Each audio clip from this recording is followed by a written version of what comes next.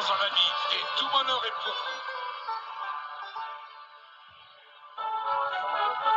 Les bâtonnets de grenade du Capitaine Igloo, du bon poisson pour devenir grand et costaud.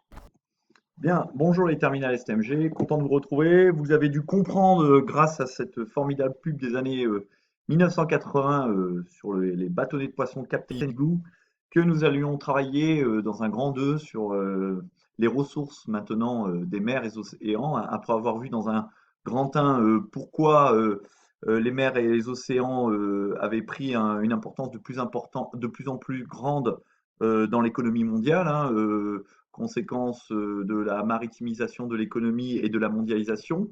Et on avait vu notamment l'importance de certains seuils, que ce soit les détroits, les canaux dans le commerce mondial.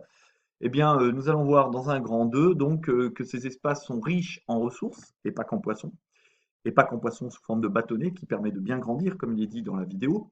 Certains dans la classe ont dû d'ailleurs beaucoup en manger parce qu'ils sont très grands et très costauds, mais ce sont des espaces donc riches en ressources, mais qui sont fragiles et qui sont source de rivalité entre les États.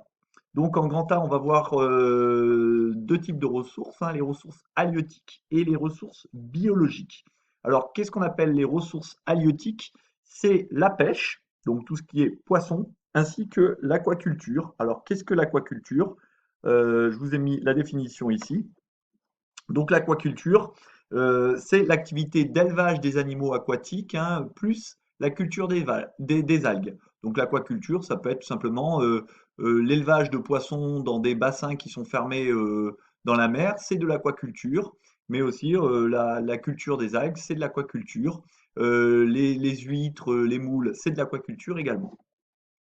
Alors la ressource halieutique, c'est-à-dire la pêche, hein, la pêche des poissons, eh ben, j'ai envie de vous dire qu'elle est presque aussi ancienne que l'existence des hommes sur Terre, sauf que depuis quelques décennies, eh bien, cette exploitation de la mer pour le poisson est devenue évidemment de plus en plus importante, hein.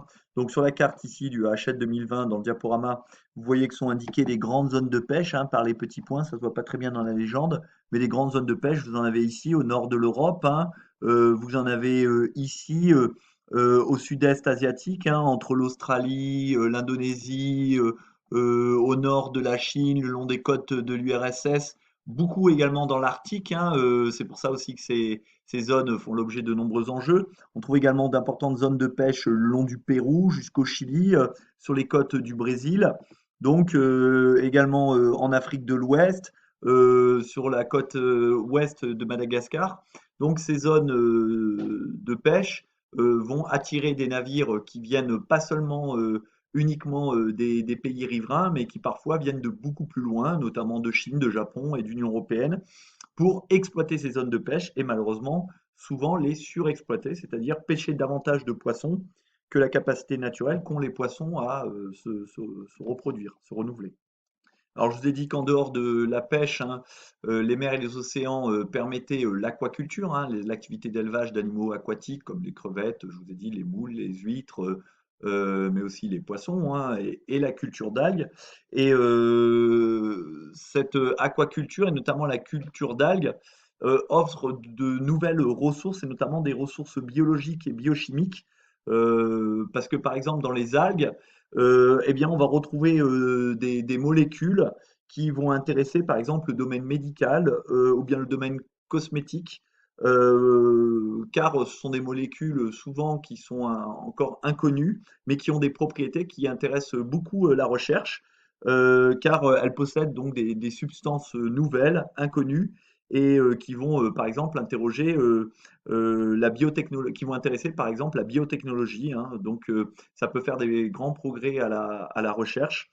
Et également, ces molécules peuvent être utilisées pour l'industrie cosmétique, hein, c'est-à-dire que vous trouvez par exemple souvent des substances extraites d'algues dans des produits de beauté, de même que par exemple dans des flancs au chocolat, ben, vous allez trouver des molécules extraites d'algues, du gélifiant par exemple.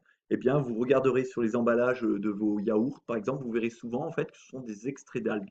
Donc ça aussi, ça offre de nouvelles perspectives dans l'exploitation des mers et des océans. Le problème, c'est que cette exploitation des mers et des océans, eh bien, elle a des conséquences, évidemment, je vous l'ai dit tout à l'heure, sur la ressource.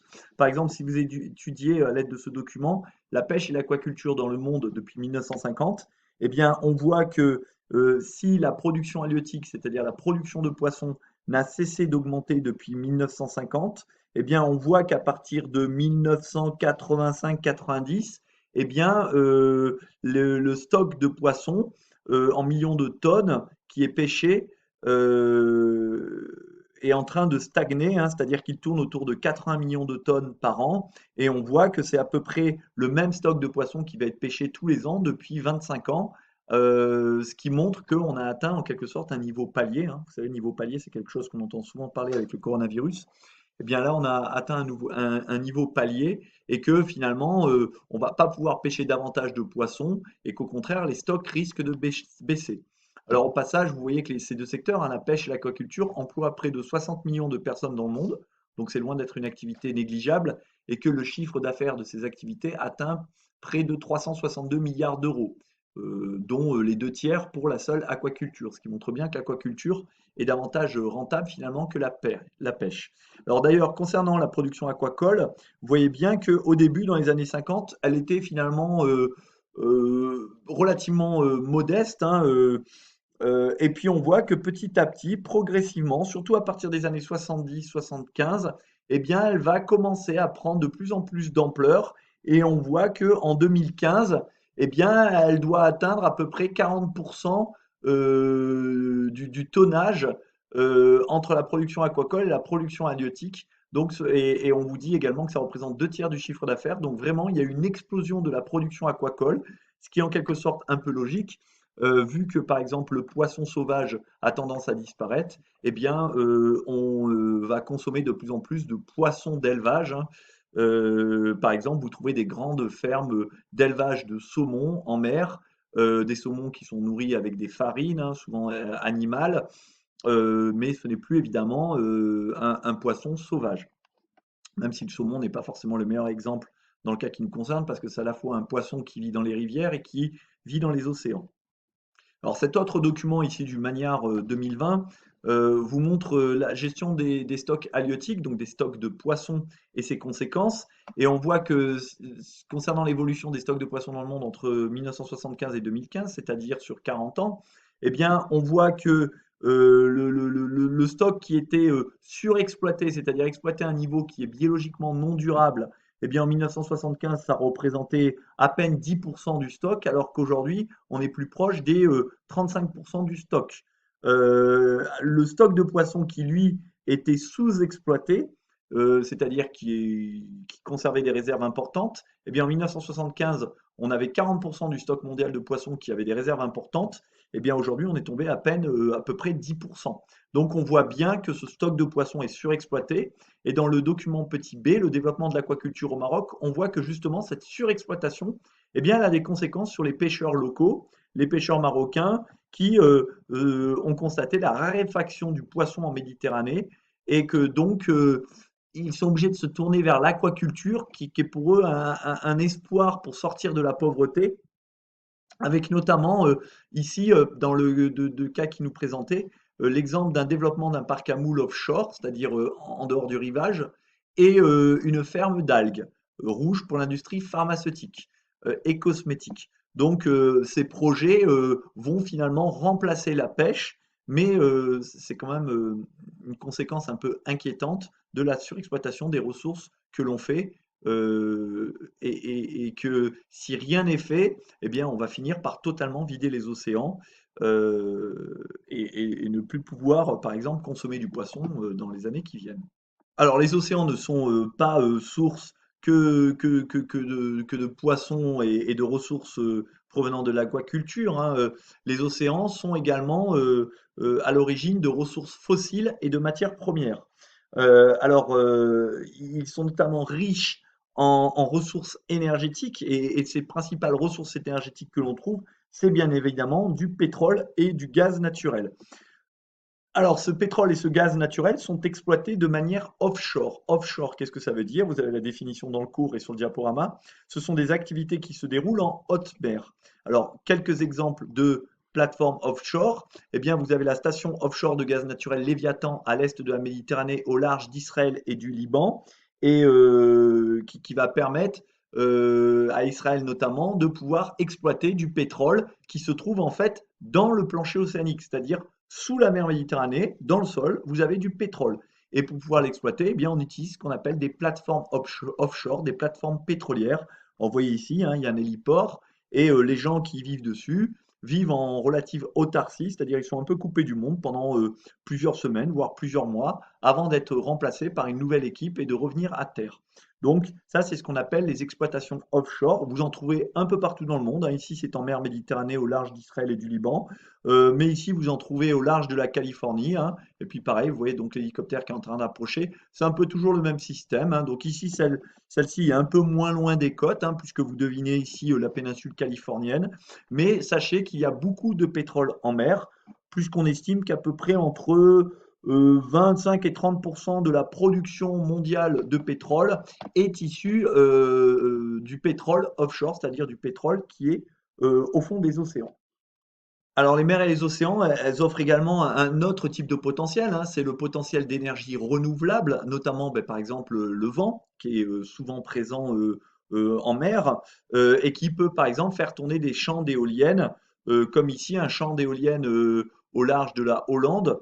Mais bon, l'éolien, c'est donc un potentiel très important, hein.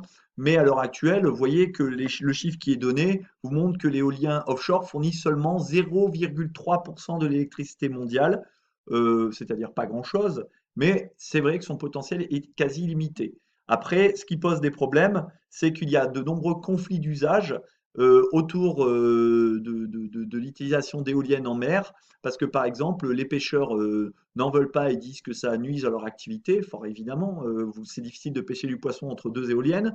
Euh, les gens qui font par exemple du bateau de plaisance, parce que ces éoliennes ne sont pas très loin de la mer, trouvent que cela défigure le paysage.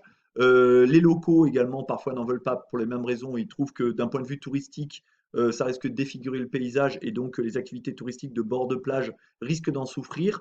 Donc bref, cela pose pas mal de problèmes, sans compter que les éoliennes, on ne sait pas forcément comment les recycler. Mais en tout cas, sachez que les mers et les océans offrent un important potentiel d'énergie renouvelable. Alors ici, c'est la force du vent. Il y a également la force des marées, hein. Par exemple, en France, il existe dans l'estuaire de la Rance, près de Saint-Malo, une usine marémotrice qui est basée sur la montée et la descente des eaux, hein, entre la marée haute et la marée basse. Donc en quelque sorte, c'est un barrage, hein, au fond d'un estuaire qui, par la montée et la descente des eaux, va faire tourner une turbine qui va alimenter en courant eh bien, la centrale électrique dépendante de cette usine marémotrice. On peut utiliser également la force des courants marins, car il y a des courants marins naturels dans l'eau, hein, comme par exemple, vous connaissez le Gulf Stream certainement, qui part des Antilles et qui arrive sur la côte atlantique française. Donc, en tout cas, les mers et les océans offrent un potentiel d'énergie renouvelable. Alors, ces nombreuses ressources qu'offrent les mers et les océans, à savoir la pêche, l'aquaculture, les énergies fossiles ou renouvelables, eh bien, elles suscitent de nombreuses convoitises. Et c'est pour ça que dans un grand 3, nous allons voir les enjeux autour des mers et des océans. Euh, et dans un grand A, nous allons voir que autour des mers et des océans et autour de l'appropriation des espaces maritimes, il y a de nombreuses tensions. Alors, ce document vous présente les pays qui sont signataires de la Convention de Montego Bay en 1982. Cette convention a été signée en Jamaïque en 1982 et mise en application en 1994. Et c'est une convention qui va finalement définir le droit de la mer. Et donc vous voyez qu'un certain nombre de pays en font partie, hein. Ce sont les pays qui sont en jaune ou l'ont ratifié. Donc la plupart des pays dans le monde l'ont ratifié, sauf les États-Unis, le Pérou, le Venezuela, la Turquie, le Kazakhstan, l'Ouzbékistan, le Turkménistan, c'est-à-dire à peu près une grosse dizaine de pays. Et donc cela permet de définir notamment la délimitation de l'espace maritime entre les différents pays et de définir la libre circulation des détroits et des canaux.